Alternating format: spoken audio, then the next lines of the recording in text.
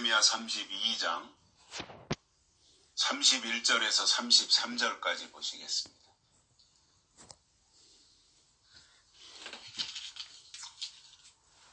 구약성경 1105쪽 예레미야 32장 31절에서 33절 봉독해드리겠습니다.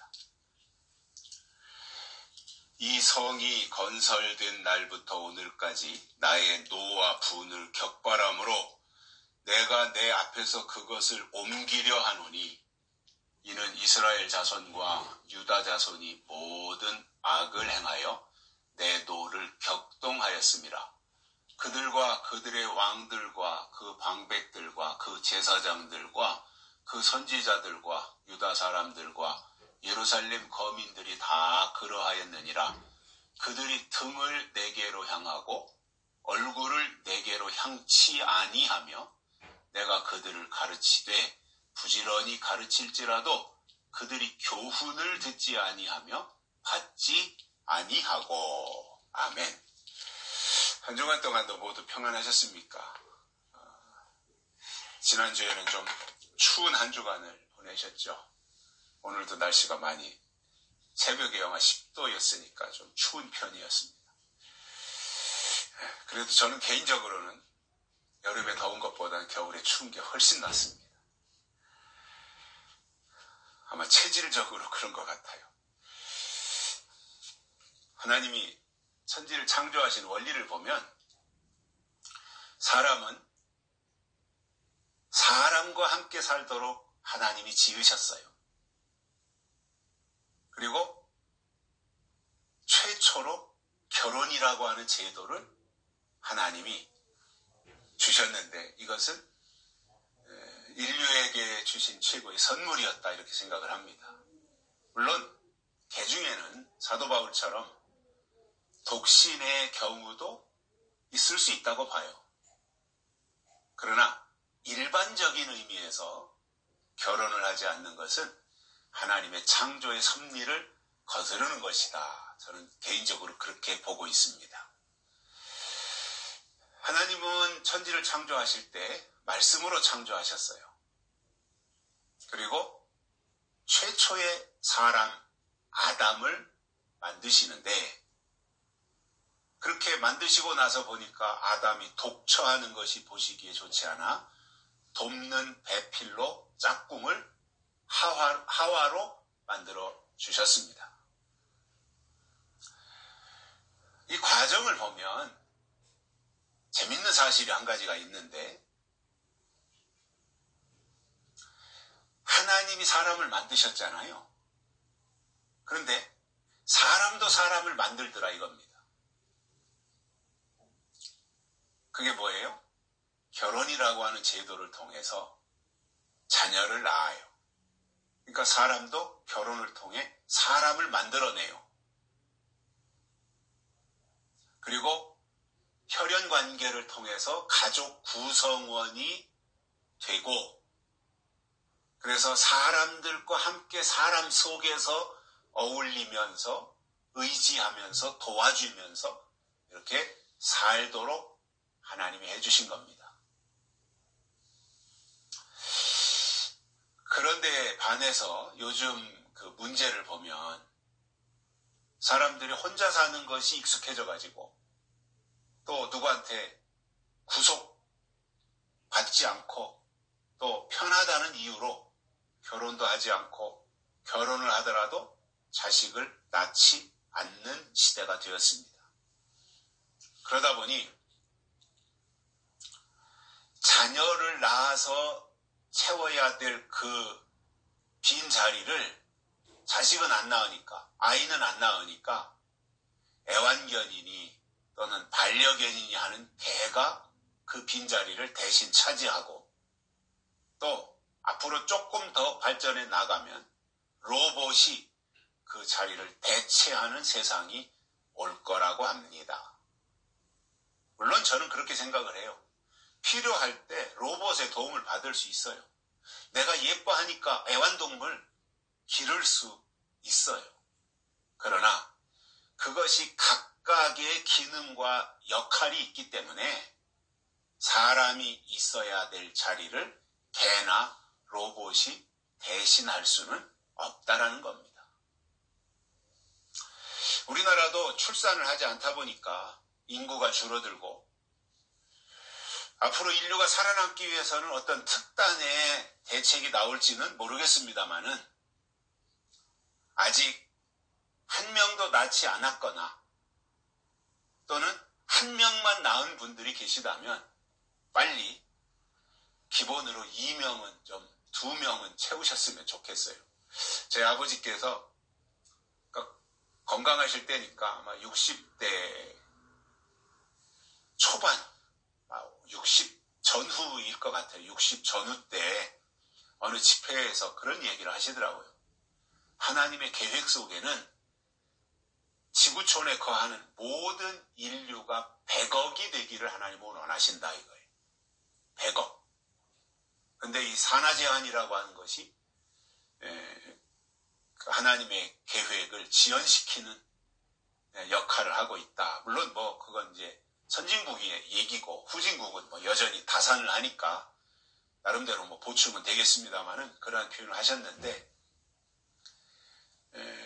현재 세계 인구가 82억 3천만 명 정도 돼요. 2025년 12월 말 기준으로 82억 3천만 명 정도가 되고 그 중에 아시아의 인구가 46억, 47억 이 정도 되니까 약 한 60% 정도가 아시아에서 뒷받침을 해주고 있습니다. 그리고 세계 인구가 현재 82억 3천만 명인데 1년에 약 7천만 명 정도가 인구가 늘어나요.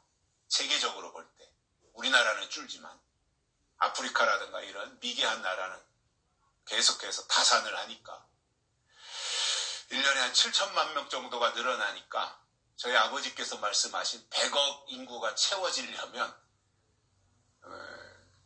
한 3년에서 4년 이 정도 앞으로 더 필요하지 않을까 나름대로 그렇게 계산을 좀 해봤어요.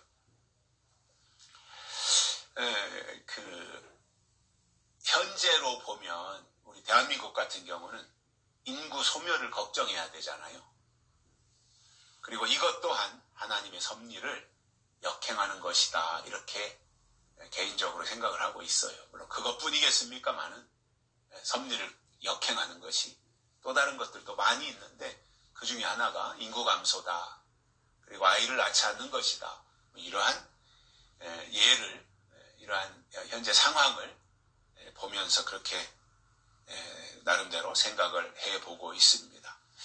오늘은 여호와 하나님이 예루살렘을 중심으로 해서 살고 있는 이스라엘과 유다 자손들에게 노와 분을 격발하신 이유가 무엇인지 세 가지를 깨닫고 은혜를 받겠습니다. 첫째로 그들이 하나님 앞에서 악을 행했기 때문입니다.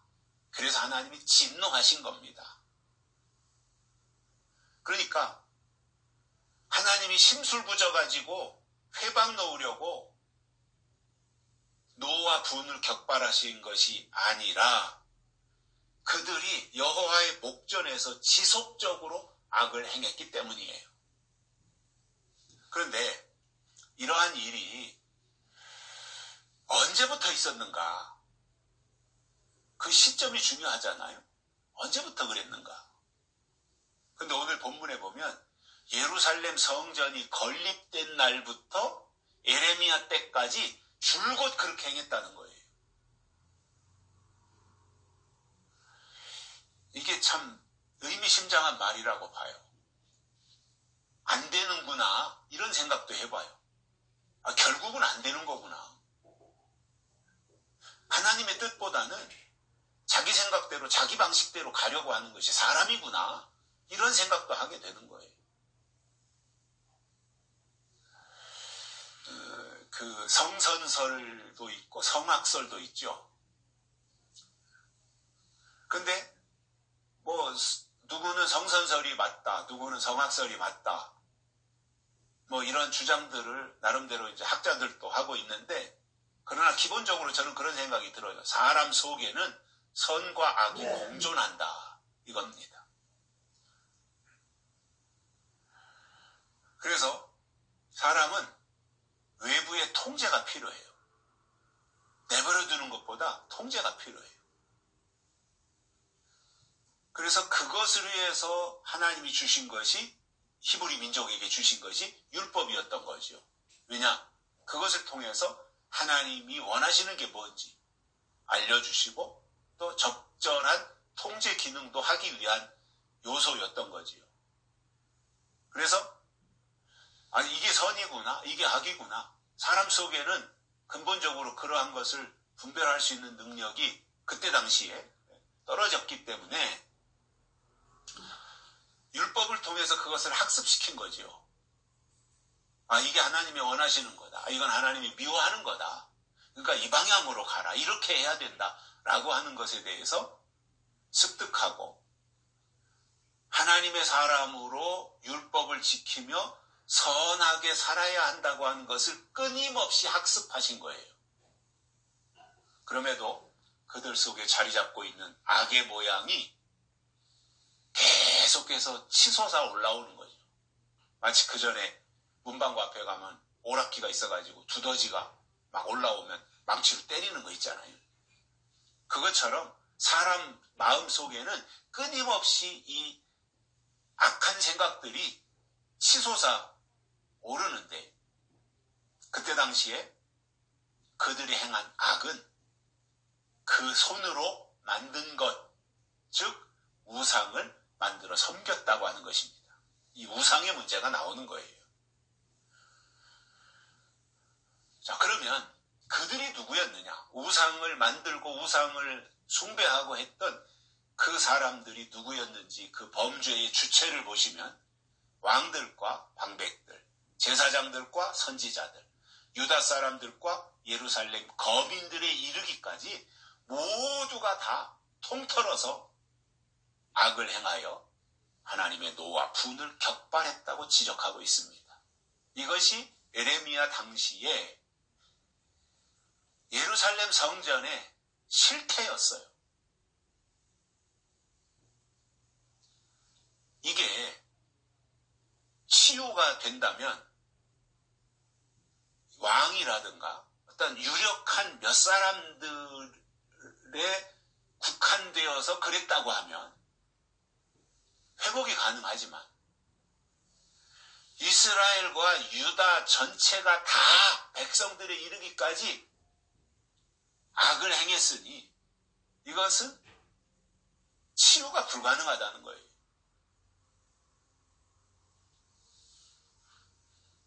그 핵심 내용이 뭐였냐면 다른 어떠한 것이 아니라 우상숭배와 불순종이었다는 겁니다. 그것을 하나님이 지금 따져 묻고 계신 거예요. 그리고 결론을 그렇게 내리신 거예요.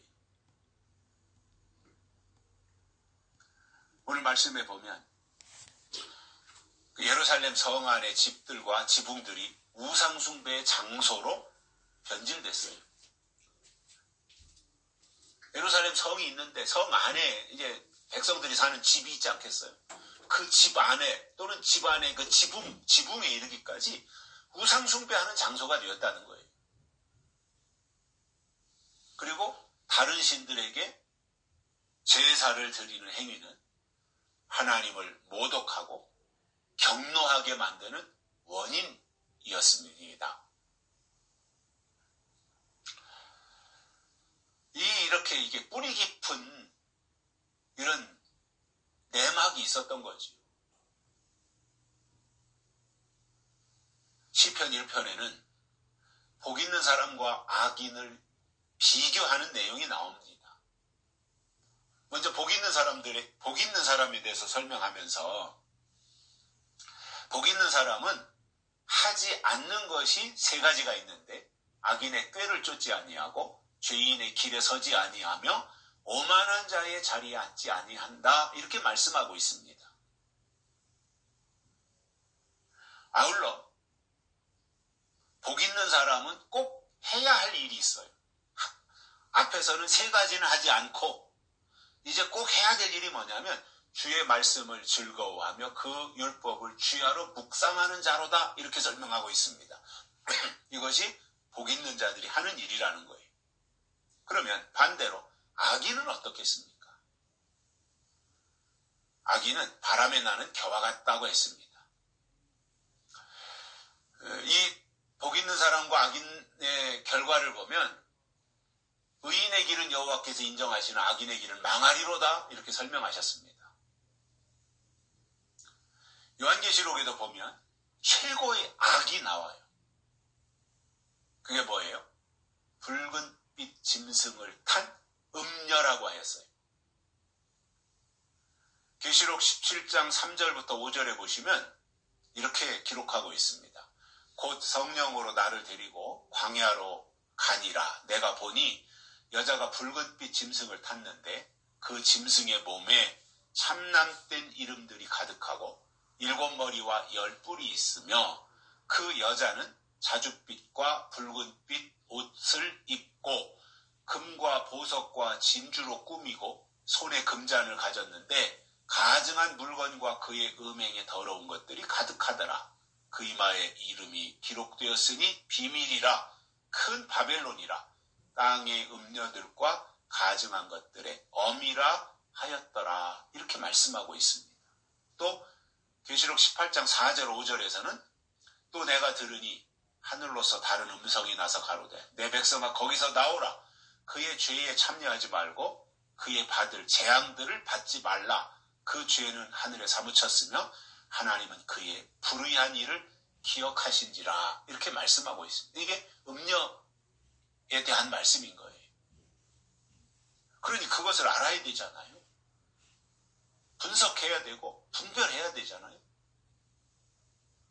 그런데 그것이 내 생각을 가지고 짐작되고 할 수 있는 상황이 아니라 분명한 근거를 가지고 해야 되잖아요. 성경을 통해서 성경이 어떻게 말씀하시는가, 이것을 우리가 올바로 들어야 되잖아요. 그래서 그 방향으로 가야 되는 것인데 성경은 제껴놓고 자기가 그동안에 들었던 말만 가지고 그것이 기준이 되어서 간다면 예레미야 당시에 예루살렘 성 안에 거주했던 유대인들과 다를 바가 없다는 거예요. 거기에서 어떻게 거룩한 것이 나올 수 있겠어요? 거기서 어떻게 의로운 것이 나올 수 있겠어요? 그들 속에서 어떻게 하나님의 뜻이 나타날 수 있겠습니까? 그래서 이런 내용을 통해 우리가 하나님이 우리에게 때를 따라 주시는 복이 무엇이고 그때 나타나는 악은 어떤 형태로 등장하는지 성경을 통해서 정확하게 깨닫고 하나님 편에 서는 것이 은혜인 거예요. 그리고 그것이 복이에요. 요즘은 변질돼가지고 복하면 돈 이렇게 생각을 해요. 복하면 로또 아니면 부동산 이렇게 생각을 해요. 기독교인들도 그렇게 생각을 하고 있어요. 대부분이. 그러나 성경이 말씀하는 복은 그게 아니잖아요. 성경에서 말씀하는 하나님의 사람의 기준은 법이 바뀌는 거예요. 내 법으로 살던 사람이 하나님의 법으로 사는 사람으로 바뀌는 거예요.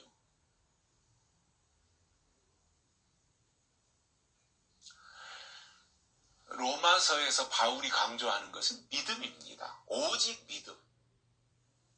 오직 믿음.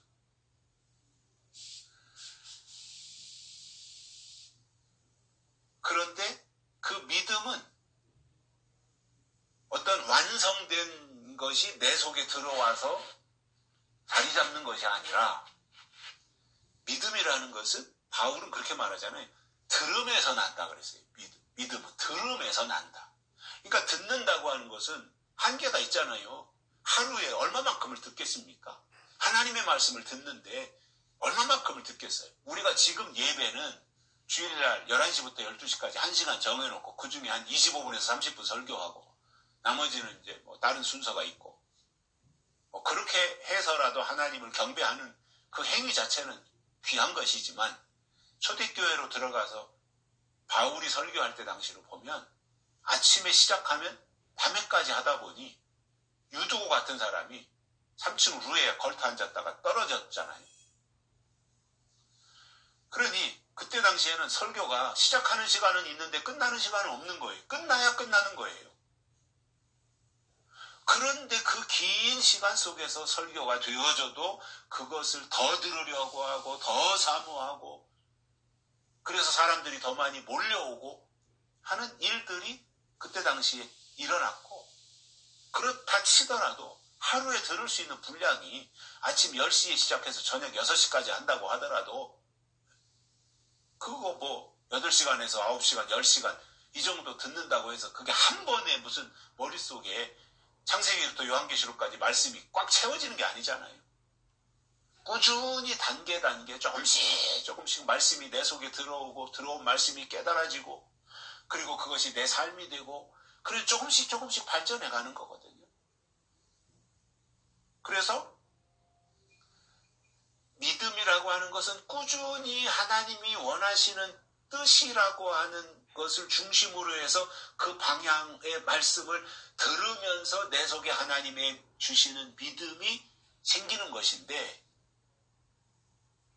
제대로 듣지 않으니까 우상숭배가 만연했고 이것은 자동으로 불순종으로 이어지는 거예요.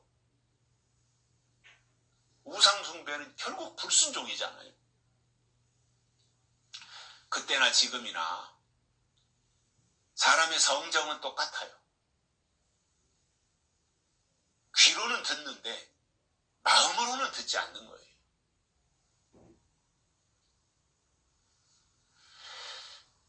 그러나 하나님의 말씀은 귀로 듣고 머릿속에만 머무는 것이 아니라 귀로 들은 말씀이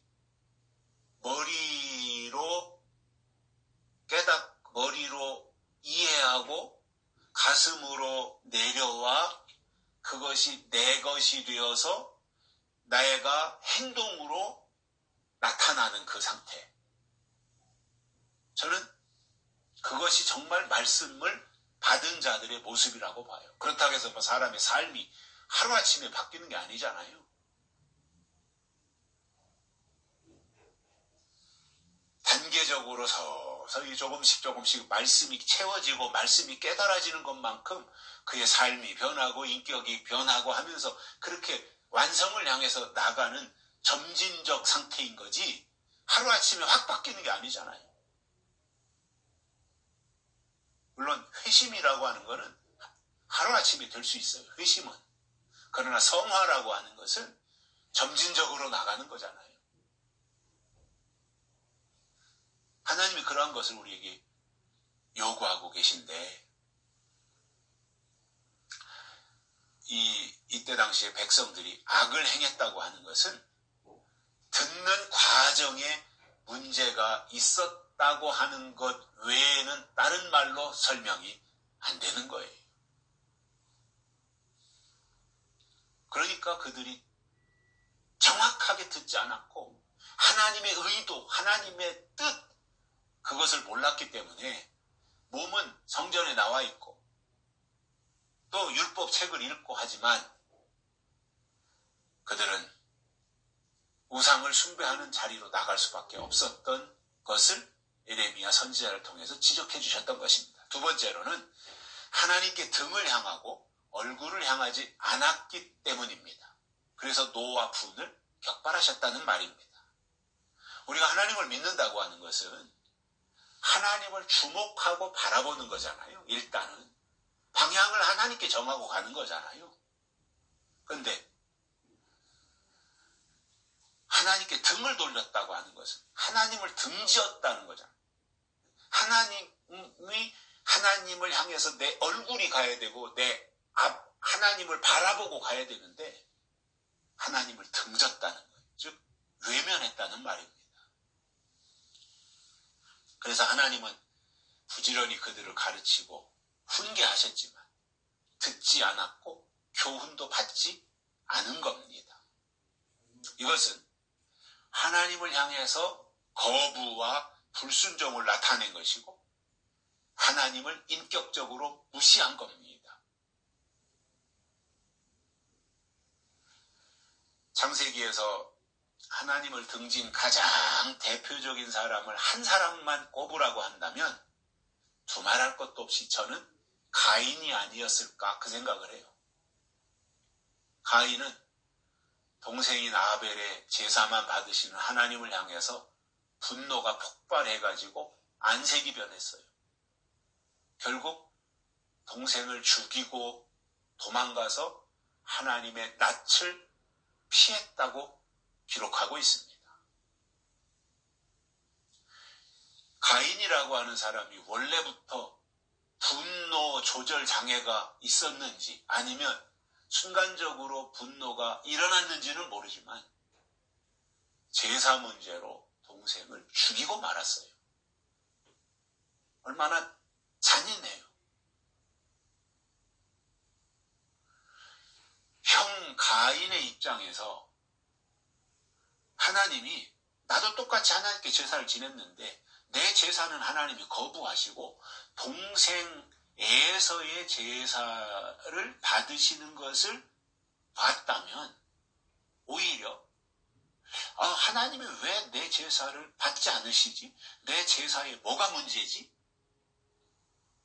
이것을 생각하고 아벨의 제사에 다른 점이 뭔가, 나와 다른 것이 뭔가 아벨의 제사가 이거를 한번 해부해 봤어야죠.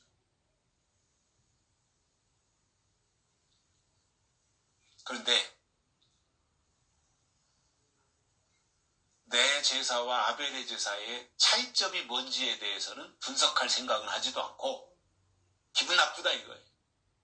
그래가지고 시기와 질투에 의해서 그의 분노를 촉발시켰던 거죠.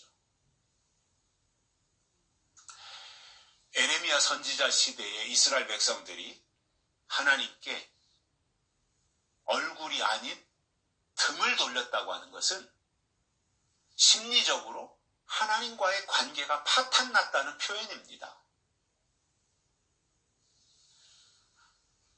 사회에서 친하게 지내던 친구 간에도 어떤 일로 문제가 생기면 얼굴을 안 보려고 해요. 아니 나 걔 안 만날 거야 이제. 걔 나 상종도 안 할 거야. 이렇게 해요. 한두 달 전에도 어떤 친구를 잠깐 만났는데 아무개 얘기를 하면서 내가 그 어려울 때 도와줬는데 걔는 어떻게 그럴 수가 있느냐. 서운한 얘기를 하면서 앞으로 나 걔 안 봐. 걔 정치한다고 그러는데 나 정치해도 걔 안 봐. 이렇게 얘기하는 것을 들었거든요. 부부지간에도 비슷한 것 같습니다. 서로가 자존심을 건드렸다든가 싸움을 하고 나면 한 지붕 아래 살면서도 마주보지 않습니다. 감정이 상했다 이거죠. 이스라엘 백성들과 하나님 사이에도 우상 문제로 균열이 생겼는데 이것은 일방적으로 이스라엘이 하나님께 등을 보인 것이었지 하나님은 여전히 이스라엘 백성들을 향해서 얼굴을 향하고 있었다는 거예요. 그럼에도 백성들이 이렇게 한 가장 직접적인 비유는 바알과 아세라와 같은 이방신들에게 마음을 빼앗겼기 때문에 그렇습니다. 하나님께 고정되어 있어야 될 그들의 마음이 엉뚱한 것으로 바알에게 가 있었던 거지요. 그들은 당장 눈에 보이는 경제적 번영과 쾌락을 쫓아가다 보니까 보이지 않는 하나님 대신 손으로 만든 우상이 더 현실감이 있고 보기에 좋았던 모양이에요. 하나님은 눈에 안 보이는데 바알신을 만들어 놓으니까 보이잖아요. 뭔가 그럴듯해 보이잖아요. 권위도 있어 보이고 엄격해 보이기도 하고. 그러니까 사람은 실체를 따라가려고 하는 본능이 있는 것 같습니다. 지난주에도 말씀을 드렸던 것처럼 본질이 중요한데 사람은 자꾸 현상을 따라가려고 하는 거예요. 내 눈에 보이는 어떤 것을 따라가려고 하는 거예요. 그럼 믿음 자체가 뭐예요? 본질을 지키는 거예요. 끝까지 본질을 사수하는 게 믿음이라는 거죠. 하나님이 그걸 우리에게 원하고 계시다는 겁니다.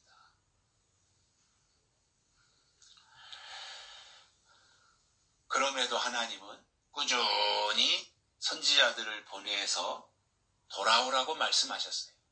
내 말을 들어라. 내게로 돌아와라. 이게 성경이잖아요. 끊임없이 그렇게 하셨지만 백성들은 오히려 그러한 하나님의 권고를 듣기 싫어했던 거예요. 사람도 살면서 얼굴을 마주 본다고 하는 것은 상대의 말을 듣고 소통하겠다고 하는 의지가 담긴 거예요. 그러나 등을 돌렸다고 하는 것은 하나님과의 언약을 저버리고 더 이상 하나님의 간섭을 받지 않겠다는 완고한 거부와 교만을 의미하는 겁니다.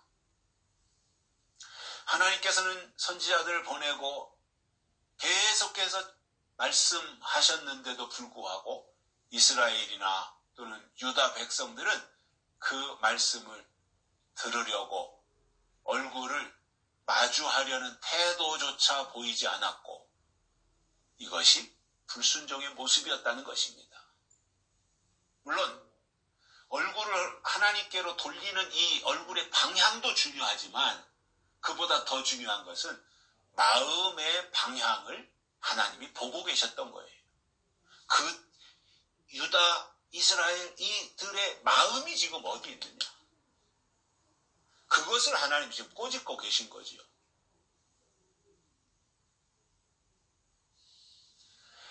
지금도 하나님은 여전히 우리를 향해서 바라다 보고 계시다는 거예요. 우리를 보고 계시다는 거예요. 하나님의 얼굴이 우리를 향하고 계시다는 거예요. 그래서 이것을 안다면 하나님의 눈과 내 눈이 마주쳐야 되고 하나님의 얼굴과 내 얼굴을 마주 보면서 그분이 주시는 약속의 말씀 또는 예언의 말씀을 들어야 된다는 말입니다. 요한계시록에는 하나님께 백성들이 등을 돌렸다고 하는 이러한 직접적인 표현은 등장하지 않습니다. 하지만 하나님을 거부하고 우상이나 세상 권력을 선택한 장면들은 여러 곳에서 나오고 있습니다. 그 중에 하나가 계시록 9장 20절에 보면 이 재앙에 죽지 않고 남은 사람들은 그 손으로 행하는 이 일을 회개치 아니하고 오히려 여러 귀신과 보거나 듣거나 다니거나 하지 못하는 금, 은, 동, 목석, 우상에게 절하고 이렇게 말씀하고 있어요. 같은 얘기잖아요. 지금 우상이 나오잖아요. 그러니까 이와 같은 하나님의 엄청난 경고와 심판 앞에서도 자신들의 잘못을 인정하지 않고 하나님을 향해서 등을 돌린 채 이판사판으로 우상에게 매달리는 완악한 모습 또는 강팍한 모습을 보여주고 있는 거죠. 지난주에도 설명을 드렸던 것처럼 예레미야 당시에 이방 신에게 절하며 하나님께 등을 돌린 이 행위가 마지막 시대에는 짐승 우상, 즉 적그리스도에 대한 경배로 나타날 것을 계시록에서 예언해주고 있습니다. 그렇다면 마지막 나타날 짐승이 뭐냐? 그 짐승이 나타날 때 어떤 형태로 나타날 것이냐? 구약에서는 바알신으로 나타났는데 아세라 목상으로 나타났는데 마지막 때는 그 우상이 어떤 형태로 나타날 것이냐 알아야 되잖아요. 똑같이 우리 앞에 표현은 바알신으로 나올지라도 실질적으로 그 표현이 바알신으로 돼 있지만 그때 나타날 실질적인 우상은 적그리스도라고 계시록에서 설명하고 있는 거잖아요. 그리고 이것에 대해서 바울은 데살로니가 후서 2장 4절에서 저는 대적하는 자라 범사에 일컫는 하나님이나 숭배함을 받는 자 위에 뛰어나 자존하여 하나님의 성전에 앉아 자기를 보여 하나님이라 하느니라. 이게 적그리스도잖아요. 지금 사도 요한이 계시록에서 표현한 그 내용을 사도 바울은 데살로니가 후서 2장에서 이렇게 표현하는 거예요. 앞으로 대환란이 와도 사람들은 환란이 뭔지 모르기 때문에 환란이 어떻게 오는지, 환란이 올 때 어떤 일이 일어나는지, 환란이 어디에서 시작하는지 이러한 것에 대해서 관심이 없고 알지 못하기 때문에 하나님께 얼굴을 돌려 도움을 구하기는커녕 고집을 피우면서 지금 가던 방향으로 계속해서 가는 거예요. 그만큼 하나님과의 격차는 벌어지고, 왜냐? 하나님은 그 자리에서 우리를 바라보고 계신데 우리는 하나님께 등을 돌리고 점점점 다른 곳으로 가니까 격차가 점점 더 벌어지는 거잖아요. 조금 간격이 벌어졌을 때는 돌이키고 회복할 수 있지만 너무 멀리 가면 어떻게 회복해도 돌아오겠어요. 그래서 어떤 분은 그런 표현을 하더라고요. 우리가 지금도 21세기를 사는 지금도 초대교회로 돌아가자는 말을 한다는 거예요. 어떻게 돌아가느냐는 거죠. 초대교회로. 못 따라간다는 거예요. 너무 멀리 떨어졌기 때문에 돌아갈 수가 없다는 거예요. 그래서 저는 그 말을 들으면서 그렇지. 그때로 돌아간다는 건 불가능하지. 그럼 어떻게 해야 돼요? 새 언약을 향해서 나가야 되는 거죠. 계시록을 향해서 나가야 되는 거죠. 올라가야 되는 거죠. 그것이 사는 길이잖아요. 지금 우리가 율법 시대로 돌아갈 수 없듯이, 지금 우리가 초대교회 그 시대 2000년 전으로 돌아갈 수 없듯이, 물론 그 정신을 갖자고 하는 말은 좋은 거지만, 그러나 그것도 사실상 시기적으로, 시대적으로 쉽지 않거든요. 그렇다면 우리가 할 일이 초대교회로 돌아가는 것보다 좀 쉬운 방법이 뭐예요? 계시록으로 올라가는 거거든요. 시간적으로도 그렇고, 어떤 현상적으로도 그렇고.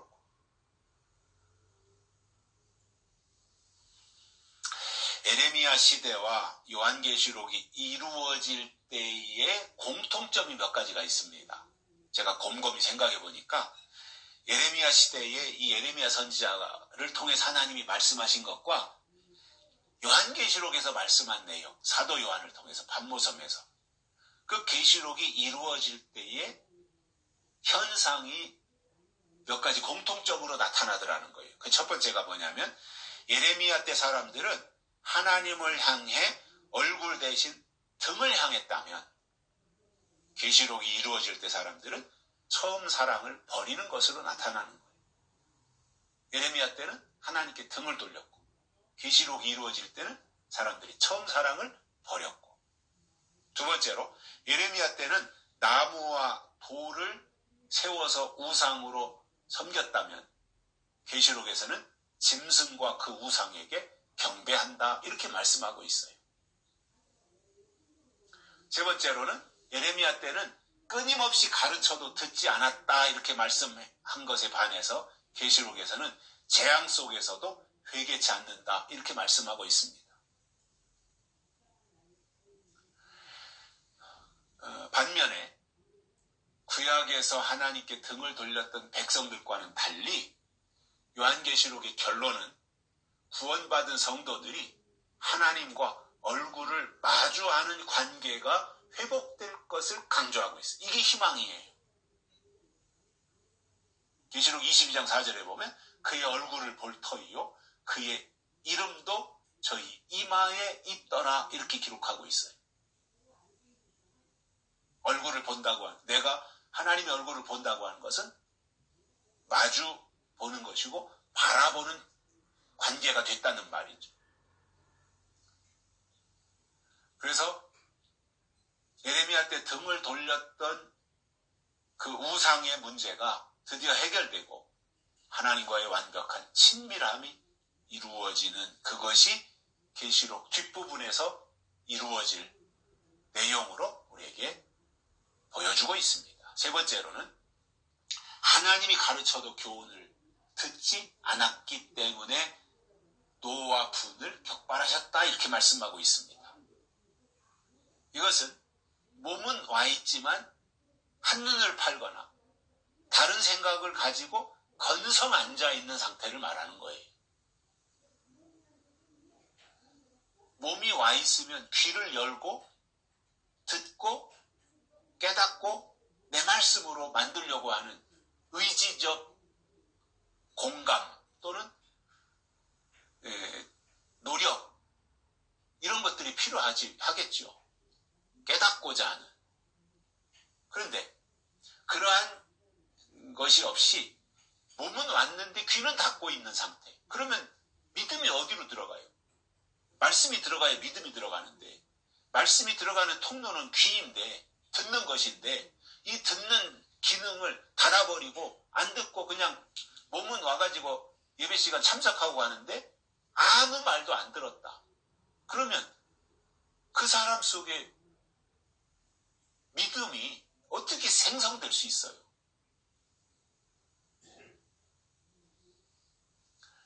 제가 군대를 제대하고 얼마 지나지 않아서 어느 날 아버지와 만나서 얘기하는 시간이 있었는데, 한 번은 그런 얘기를 하시는 거예요. 이제 아버지의 오랫동안의 어떤 고뇌에 찬 얘기였다고 봐요.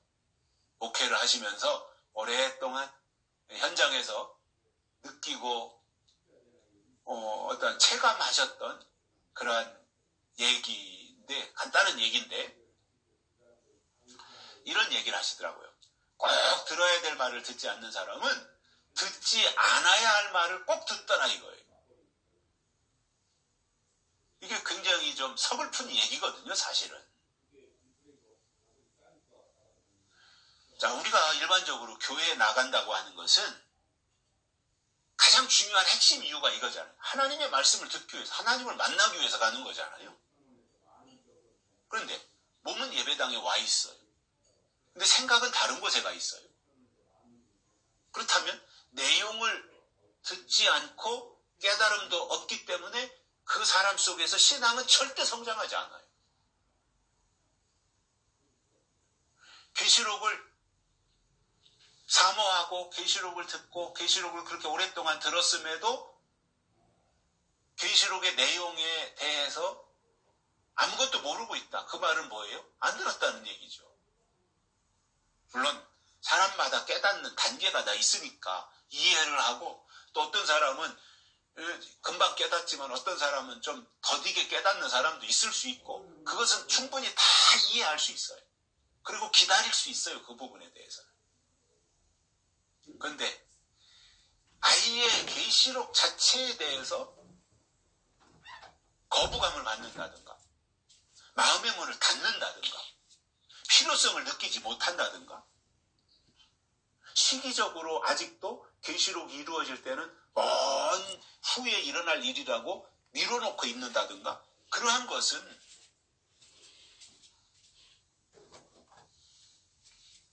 계시록을 통해서 주시는 하나님의 뜻이 그분 속에 아직도 제대로 자리 잡지 못하고 있다라는 것으로밖에는 표현이 안 되는 거예요. 물론 예수님의 재림이 5년 후일지 10년 후일지 그건 우리가 몰라요. 그러나 중요한 것은 뭐예요? 내 신앙의 방향은 거기다 맞추고 가야 된다는 거죠.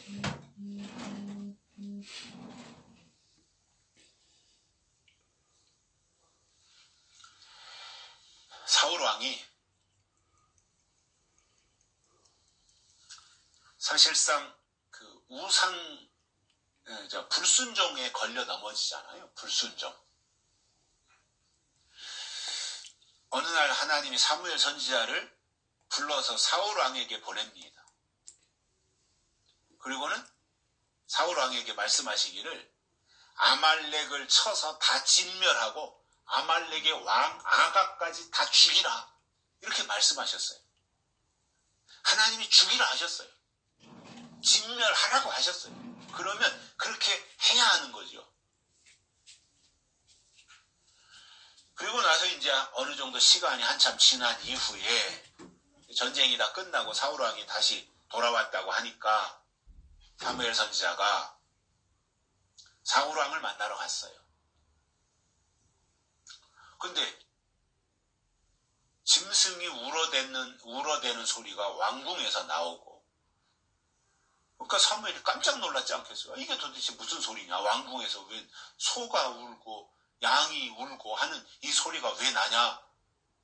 그래서 물었더니, 왕에게 찾아가서 물었더니 사울이 이렇게 말해요. 당신의 하나님께 제물로 드리려고 살찌고 기름진 짐승들, 동물들을 죽이지 않고 데리고 왔다. 이렇게 핑계를 댔습니다.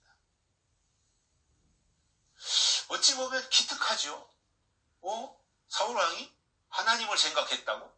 아니, 사울왕이 하나님께 제물로 드리려고 그렇게 했다고? 어떻게 보면 굉장히 기특한 일이잖아요. 잘한 일이라고 칭찬해 줄 수도 있는 일이잖아요. 그 자체로만 보면. 그러나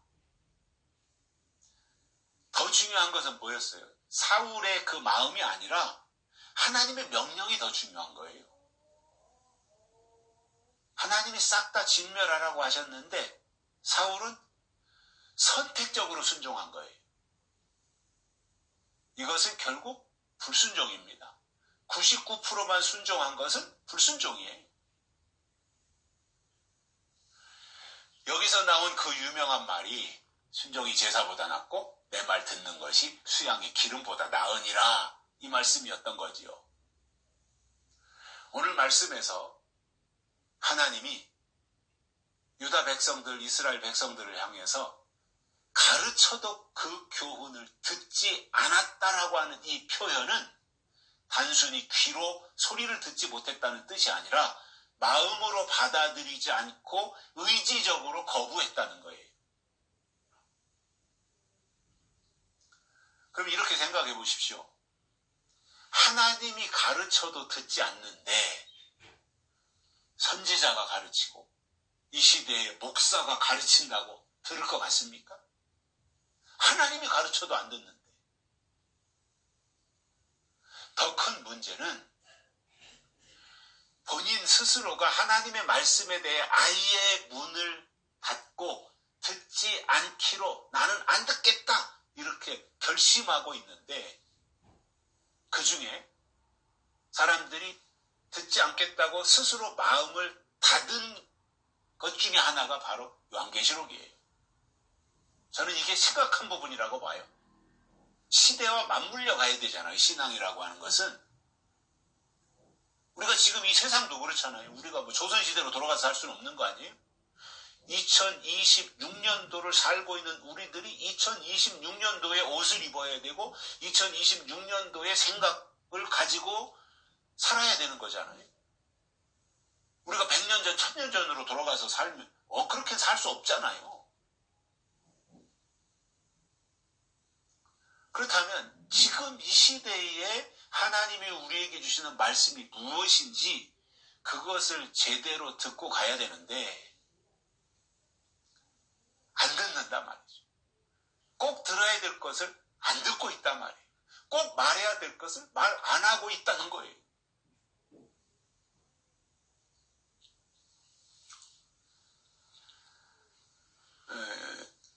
저의 경우도 그렇지만 귀를 열고 들으려고 하고 사모하려고 하다 보면 하나님의 은혜를 주셔서 어느 순간에 가서 어느 부분을 깨닫게 하시는 거예요.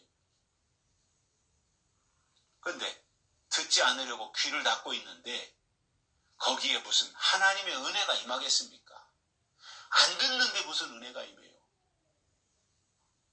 에덴 동산에서도 마찬가지였습니다.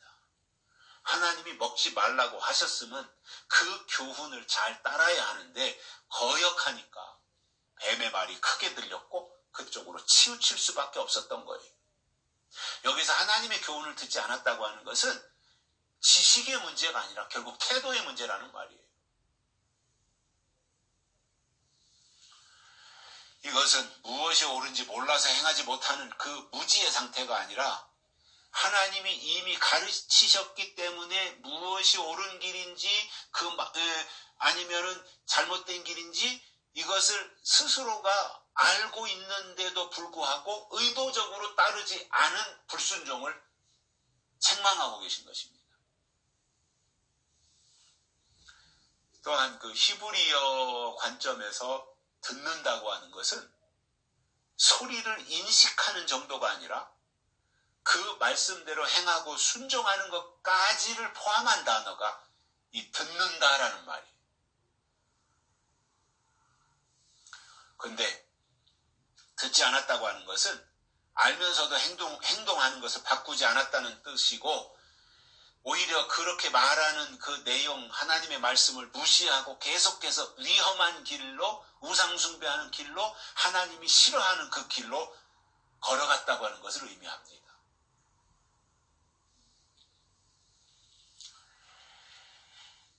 그래서 마음을 닫고 훈계를 듣지 않은 거지요. 듣고 순종하면서 하는데 듣기만 하고 순종하지 않으면 들으나 마나이고 오히려 심판을 당한다는 겁니다. 반석 위에 집을 지은 것과 모래 위에 집을 지은 것의 차이는 듣고 행했느냐 아니면 듣기만 하고 행하지 않았느냐, 여기에 달려있던 거죠. 예수님이 그렇게 지적하셨잖아요. 마태복음 7장에서. 지금도 하나님이 때를 따라 내려주시는 약속의 말씀을 듣고 그 말씀이 기준이 되어서 시대적인 순종을 하면서 시대적인 순종을 하고 가면 그는 하나님의 사람이 되고 살 수 있지만, 시대적으로 주시는 말씀 자체를 거절하면 심판을 당한다고 하는 것이 단순하지만 그것이 성경의 내용이에요. 저는 한국교회가 잘 되기를 바라는 사람이에요. 또 한국교회에서 수고하고 애쓰는 목사님들이 모두가 다 하나님 보시기에 합당해서 하나님의 이 일에 거침없이 시대적으로 쓰임받기를 바라는 마음이 커요. 저는 누구를 비판하자고 하는 것도 아니고 저도 잘하는 게 없는데 누구를 비판하겠습니까? 흔한 말, 쉽게 하는 말로 누구를 까고 그런 말도 하는데 누가 누구를 깔 처지가 뭐가 되겠어요? 다 똑같은 사람이고 잘하는 것도 없는데. 그러나 성경을 보면서 이렇게 가야 되는데 그렇게 가지 못하는 것에 대한 안타까움을 가지고 방향을 제시할 수는 있잖아요. 이렇게 해야 된다, 이렇게 가야 된다, 이것이 하나님의 뜻이다, 그것을 알려주는 거지. 듣든지 안 듣든지 제가 먼저 깨달은 부분이 그것이기 때문에 그러한 부분들에 대해서 나누고 싶고 알려주고 싶고 그런 거고, 본인들이 거절하고 안 받아들이면 어떻게 하겠습니까? 그걸 고발을 하겠습니까? 그렇다고 해서 어디로 끌고 가겠습니까? 그건 안 되는 일이고 본인이 그거는 방향을 정하고 가야 되는 것이니까. 그러나 제 솔직한 마음은 한국교회가 잘 됐으면 좋겠고 목회자들이 하나님의 뜻 앞에 바로 서서 잘해줬으면 좋겠어요. 제가 못하는 부분들까지 그분들이 앞장서서 더 잘해줬으면 좋겠어요. 근데 그 조건이 뭐냐라는 거예요. 그 조건은 요한계시록을 통해서 주시는 예언의 말씀을 읽고 듣고 지켜야 한다는 거예요. 그렇잖아요, 여러분. 구약이 끝날 때 주신 말씀은 성경대로 오신 예수님을 믿고 성령 받는 것이 믿음이다, 이렇게 하셨잖아요. 이 구약과 신약의 차이잖아요. 그리고 예수님이 기준이 된 거예요. 그렇다면 예수님이 오시고 나서는 예수님을 따라야죠. 예수님을 믿어야죠. 똑같이 신약이 끝날 때도 계시록에 기록한 말씀 그대로 다시 오실 예수님을 믿고 기다리면서 하나님의 인치심을 받아야 한다고 하신 이 말씀을 따라가야 정상인 거예요. 왜냐하면 그게 성경이니까요. 그게 기준이니까요. 근데 그것을 거절하면 초림 때 예수님을 거역한 바리새인들처럼 악인이 되고 마는 거예요. 애쓰고 수고해놓고 악인이 되면, 이 불법을 행한 자들아, 그러면 그 결과가 얼마나 초라하고 비참한 것이겠어요. 중요한 것은 하나님이 그때 주시는 교훈을 듣고 깨달아서 그분의 요구를 따르는 것인데, 이 시대에 하나님이 우리에게 주시는 교훈은 요한계시록을 통해서 구체적으로 우리에게 말씀해 주시는 거예요. 그래서 구약에서는 할례가 기준이었고, 신약에서는 세례가 기준이었고, 계시록에서는 인치심이 기준이다 이겁니다. 그렇다면 그 기준을 따라야 되지 않냐는 거예요. 결론으로 하나님이 예레미야 시대에 노와 분을 격발하신 이유가 무엇인지 우리가 오늘 말씀을 들었어요. 다음 주에도 이어서 또 들을 거예요. 왜 하나님이 그렇게 분노하시고 격발하셨는가? 그것은 바로 예루살렘 성 안에 거주하는 사람들이 하나님 앞에서 우상을 숭배하는 악을 행했고, 또 하나님을 등졌으며 하나님이 주시는 교훈을 받지 않았다는 말씀을 통해서 하나님이 정말 원하시는 것이 무엇인지 알고 우리가 하나님의 뜻대로, 하나님의 법대로 살면서 믿음으로 사는 종들이 되시기를 간절히 소망합니다. 기도하시겠습니다. 살아계신 하나님 아버지, 감사합니다. 오늘도 우리를 불러주시고 말씀을 듣게 해주셔서 감사를 드립니다. 예루살렘 성 안에 거주하는 유다와 또는 이스라엘 백성들, 그들을 향해서 여호와 하나님이 노와 분을 격발하셨고 그 이유가 무엇인지 예레미야 선지자를 통해서 설명을 해주신 것을 우리가 들었습니다.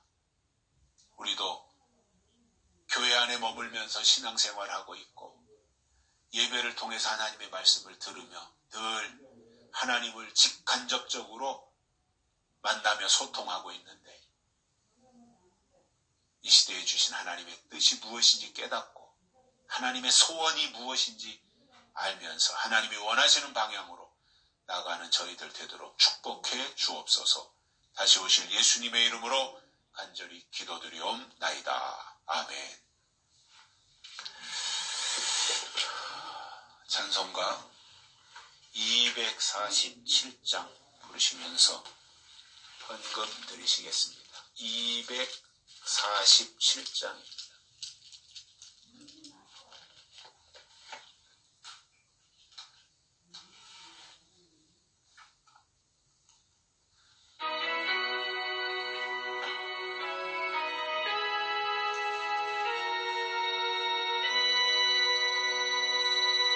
이 세상